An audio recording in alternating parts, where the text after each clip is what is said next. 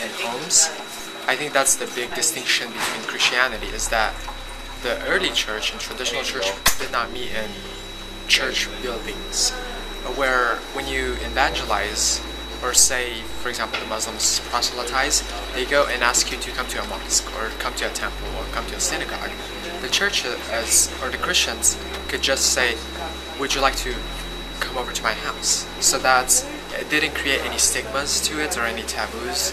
So it was much easier to evangelize with a traditional church. And I would say it's still relevant, or it would be relevant in our case, because people, when you ask them to come to a specific church, it carries some sort of taboo or stigma to it. Same thing with if I ask you to go to a temple or a mosque.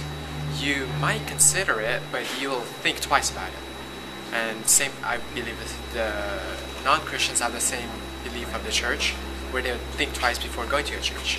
But they would be more open to just going to hang out. The traditional church is, I think, of like the early church, you know, the very first church, like the ones Paul started or the other apostles started.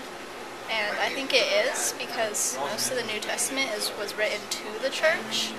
And since the church had apostles leading them, I mean, they had like the holy men who, the Holy Spirit used leading them. So we know, we should look at what they did, follow their examples.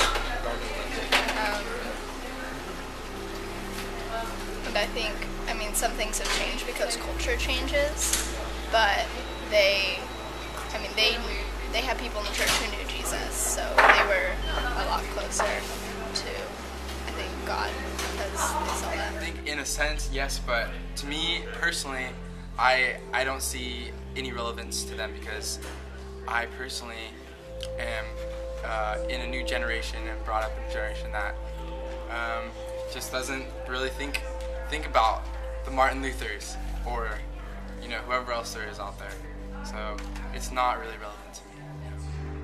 I think it's still relevant because the previous question on what worship is and how that's, in a sense, kind of maybe have lost its meaning in some churches because they don't show what the whole purpose of worshiping God is, but more of worshiping through just the aspect of song, but not worshiping the personhood of God and understanding the attributes of God.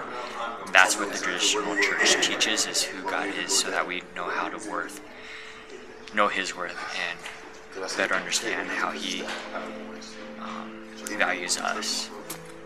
And from that we learn how to value others. And so that's why I think it's relevant today.